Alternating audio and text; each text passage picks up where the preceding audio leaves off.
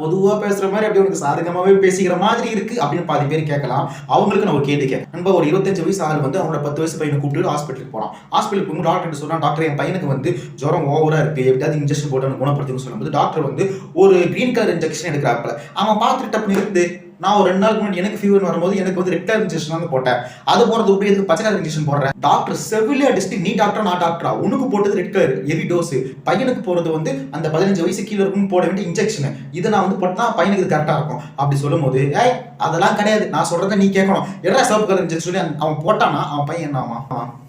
அதே மாதிரி தான். ஏன்னா எந்த இன்ஜெக்ஷன் போகணும் டாக்டருக்கு தான் தெரியும். அதே மாதிரி தான் எந்த மொழி பழமையாந்து சொல்ல வேண்டியது அரசியல்வாதிகள் கிடையாது, மொழி ஆய்வாளர்கள் அவங்க தான் சொல்லணும். கர்நாடகாலே மொழி ஆய்வாளர்கள் நிறைய பேர் இருப்பாங்கல்ல, அவங்க கிட்ட போயிட்டு இன்டர்வியூ எடுக்கணும், அவங்க கிட்ட போய் கேட்கணும்.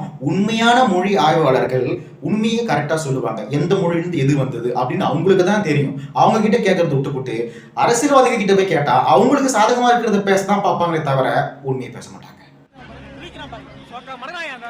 ஹேண்டில் கீழே லிங்க் இருக்கு, அது டச் பண்ணீங்கன்னா ஃபுல் வீடியோ வரும். அப்படி மறக்காம சேனல் சப்ஸ்கிரைப்